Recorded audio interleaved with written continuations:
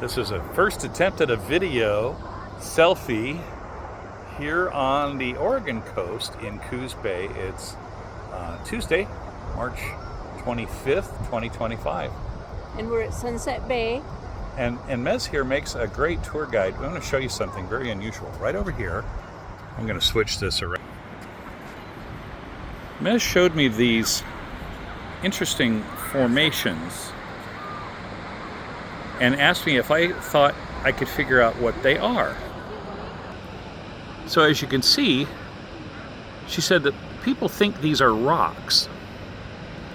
And I said, no, they look more like trees to me. So come over here, you can see, I actually asked if they were petrified wood, and she said, what'd you say? No, they're just preserved. They're preserved. So if you look, I'm going to actually zoom in here. If you look in the distance, you'll see these cliffs.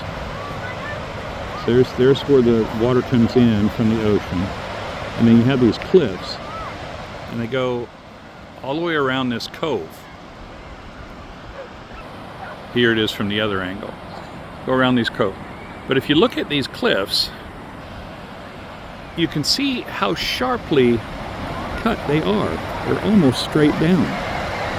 And you see all the trees that are up there on top. So what she was explaining to me was that these are trees, and that nobody believed her when she said that that's what they were.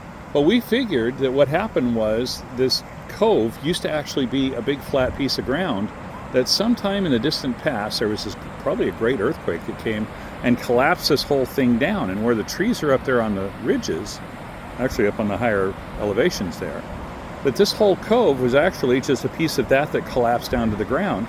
And these trees hit the bottom, the water brought in the sand and the seawater, and it killed the trees, and this is what is left. So it's preserved the trees. They're not petrified, but the ice cold water and salt have preserved the root system. Very cool. Yeah, pretty interesting stuff out here on the Oregon coast.